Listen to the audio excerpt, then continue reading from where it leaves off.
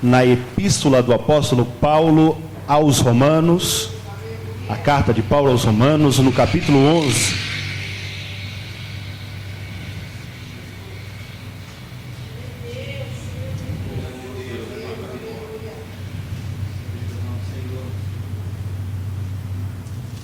Os versículos são do versículo 17 até o versículo 24.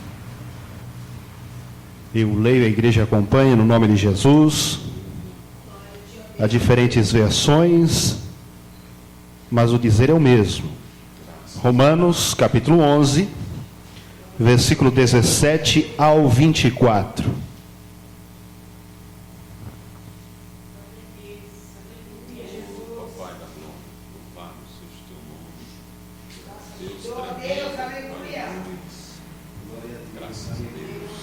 Bendito seja o nome do Senhor nosso Deus. Se alguns ramos foram quebrados, e tu, sendo oliveira brava, foste enxertado no lugar deles, e feito participante da raiz e da seiva da oliveira, não te glories contra os ramos. Se contra ele te gloriares, considera isto: não és tu que sustentas a raiz, mas a raiz a ti. Dirás, pois, os ramos foram quebrados para que eu fosse enxertado. Está bem, pela sua incredulidade foram quebrados, e tu estás em pé pela fé. Não te orgulhes, mas teme, pois se Deus não poupou os ramos naturais, teme que não te poupe a ti também. Considera, pois, a bondade e a severidade de Deus.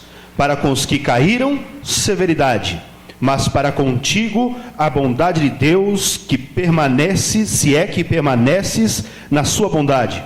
De outro modo, também tu serás cortado.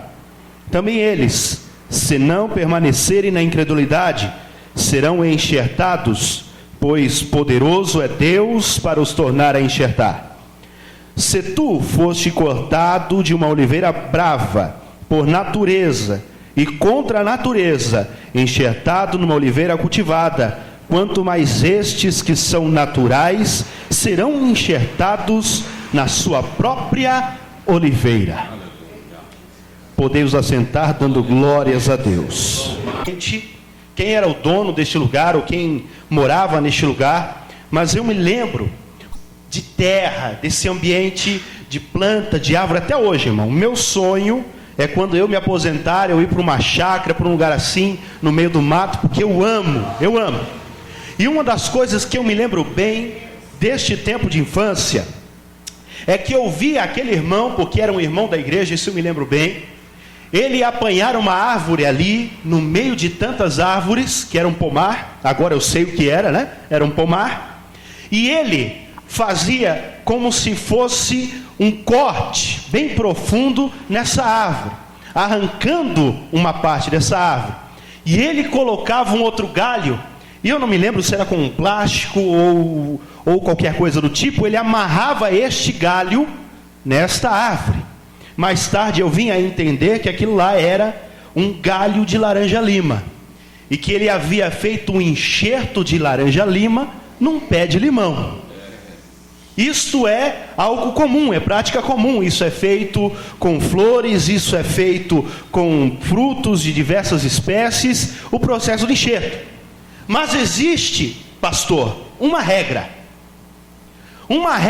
no enxerto para ele valer.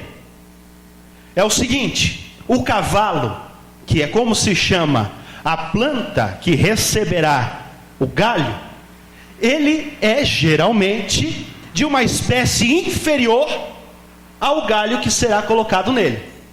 Por exemplo, eu pego então um limoeiro agreste e coloco laranja-lima, que tem muito mais valor, é muito mais gostoso, concorda comigo? Melhor laranja-lima do que o limão. Então se faz assim: pega-se algo que tem um valor muito baixo e você agrega a isto algo que lhe traga um bom valor. Existem várias espécies de enxerto, mas o mais comum, o mais usual é o quê? Você corta a árvore, faz como se fosse uma cunha nela, e coloca sobre aquela cunha, aquela entrada, a árvore que você quer, a árvore que você gosta, a árvore que te traga algum benefício, naquela árvore que é ruim, que não te traz nada.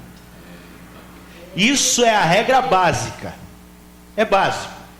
Mas o que Paulo está ilustrando aqui, foge à regra, não tem sentido, porque ele diz que a oliveira boa, ela teve os seus ramos cortados, arrancados, e no lugar destes ramos de oliveira boa, foi ali enxertado, inserido, ramos de uma oliveira brava.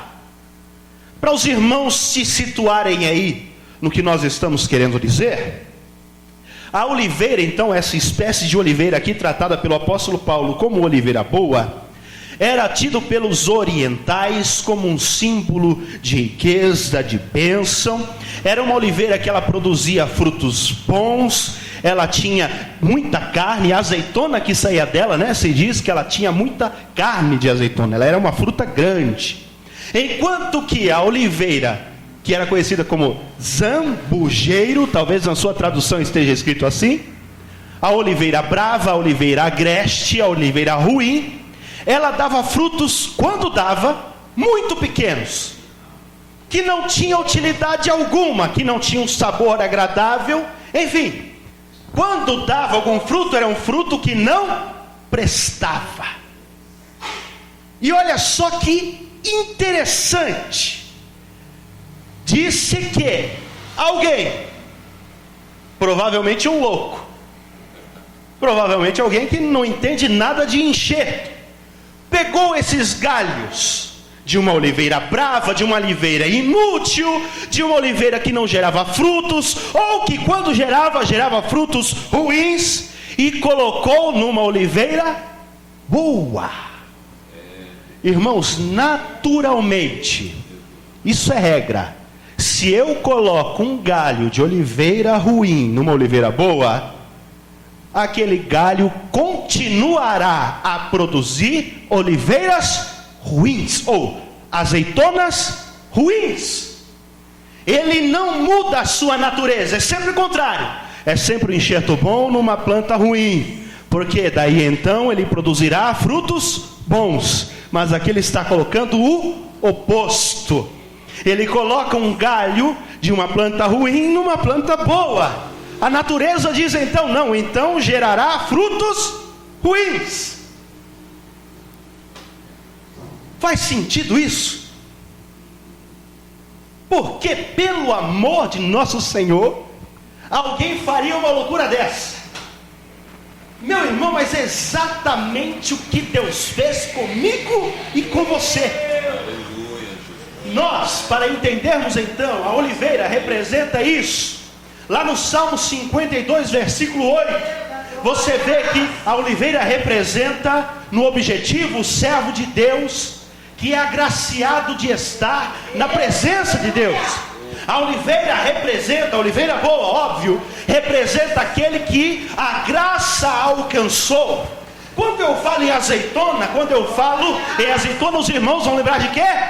Azeite. E onde tem azeite tem unção. E aqui tem um segredo que muito crente ignora. Você encontra na Bíblia a ordem: buscai a face de Deus. Você encontra a ordem: buscai a presença de Deus. Você encontra a ordem: buscai o Senhor e viver. Você encontra: buscai a santificação. Mas diz santificação, não santidade. Amém? Santificação, porque a santidade só vem de Deus. E aqui também você não vai encontrar a frase buscai a unção. Na Bíblia você não encontra essa ordem, porque a unção não é algo que se conquista. Aí que está o segredo. A oliveira representa algo que é pela graça.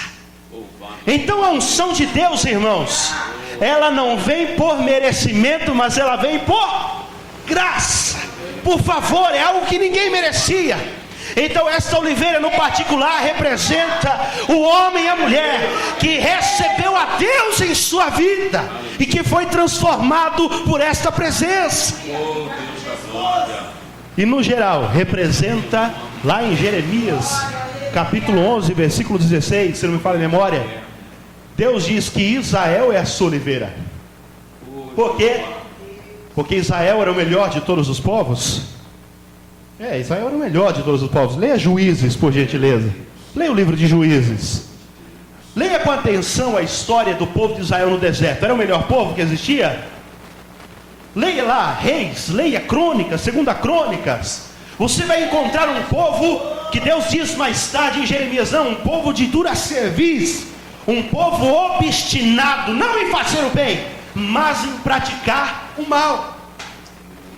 Nós encontramos então Israel e Deus chamando a Israel de sua oliveira particular, porque isto representa que Israel não foi chamado, não foi escolhido porque era a melhor das nações, porque era o melhor ou os mais santos, mas foram escolhidos porque Deus quis escolher. Por sua graça Ele determinou na eternidade que seria o seu povo, e assim o fez.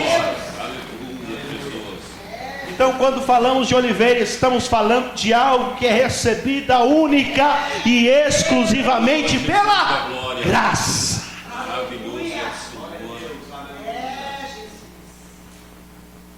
Pela graça, então, Israel foi chamado.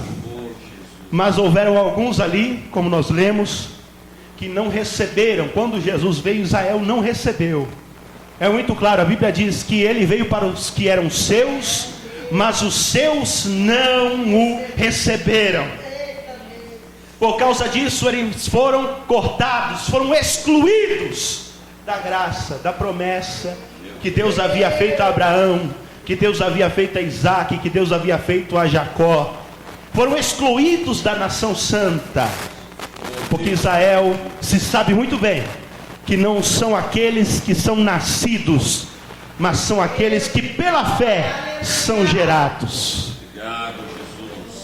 Que coisa linda, irmão. Oliveira então representa aquilo que é recebido pela graça. E a oliveira brava, o que era então? Deus tremendo, aleluia. Aquilo que nasce ao natural. A oliveira brava, eu vou pôr aqui contrapontos então. A oliveira boa, a boa oliveira, ela gerava bons frutos, ela era uma árvore muito grande, ela resiste a toda espécie de tempo. Se está muito frio ela aguenta, se está calor ela aguenta. Ela resiste ao clima severo. Quando ela está madura, quando ela está no seu status bom, ela sobrevive muitos dias sem água, sem chuva, recebendo sol, recebendo geada, mas ela permanece firme. Aleluia. Essa é a oliveira boa. A oliveira ruim já é uma planta um pouco oposta. Ela é baixinha, já não gera fruto nenhum, e quando gera um fruto ruim, já disse aqui, e ela não resiste muita coisa não. Bastou o sol dar uma encrespada a mais e pronto, está lá a oliveirinha começando as folhas a amarelar e ela fica doente. Ela nasce ao natural, ela é pequena, ela é frágil, ela só serve para uma coisa, a madeira dela, ou você corta a árvore e faz um móvel com ela, ou você corta a árvore e a sua madeira você põe